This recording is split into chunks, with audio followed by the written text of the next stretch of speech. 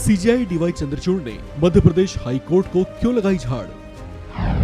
CJI Chandrachud ने lower court के जज का सपोर्ट करते हुए जजों के डर जाने से जुड़ी क्या बात कही? Chief justice of India D Y Chandrachud ने मध्य प्रदेश हाई कोर्ट से एक मामले में कड़े लहजे में सवाल जवाब किया है। दरअसल मध्य प्रदेश हाई कोर्ट ने ट्रायल कोर्ट के एक जज को बेल देने के एक मामले में जवाब तलब कर लिया था। साथ ही उसे शो कॉज नोटिस जारी कर यह भी पूछा था कि उन्होंने ऐसा फैसला क्यों लिया। हाई कोर्ट और लोअर कोर्ट के बीच का ये मसला देश के चीफ जस्टिस डीवाई चंद्रचूड़ के संज्ञान में आया तो वे इस पर खासे नाराज दिखाई दिए। उन्होंने इस मसले पर मध्य प्रदेश हाई कोर्ट से फटकार भरे लहजे में पूछा कि जब लोअर कोर्ट जमानत नियमों के मुताबिक दी गई तो फिर उन्होंने उनसे जवाब कैसे मांगा।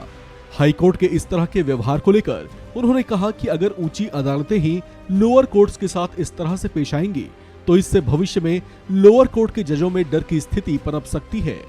चीफ जस्टिस चंद्रचूड़ ने कहा कि ऐसा होने से न्याय व्यवस्था में गलत तरह की परंपरा की शुरुआत हो सकती है।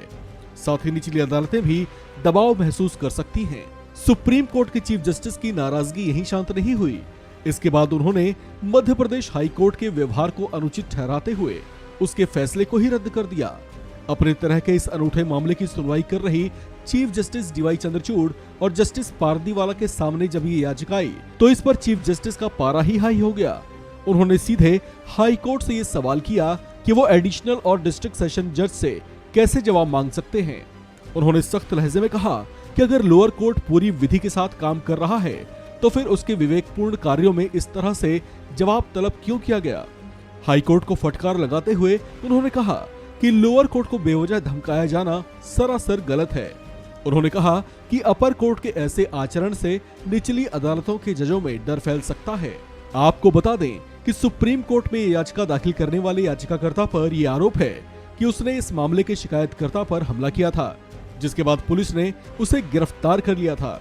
जब ये मामला अदालत पहुंचा तो रिवायतन जमानत के लिए अर्जी भी लगाई गई, लेकिन उसकी इस अपील को ट्रायल कोर्ट ने खारिज कर दिया। जिसके बाद मामला हाई कोर्ट पहुंचा तो वहां से भी जमानत नहीं मिल सकी। लेकिन साथ ही हाई कोर्ट ने यह भी कहा कि एक तय समय सीमा के बाद वो फिर से बेल के लिए अर्जी दाखिल कर सकता है। जिसके बाद आरोपी शख्स ने ट्रायल कोर्ट में फिर से अर्जी लगा दी।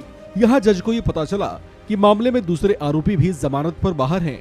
ऐसे में इस आरोपी को भी ट्रायल कोर्ट ने जमानत दे दी।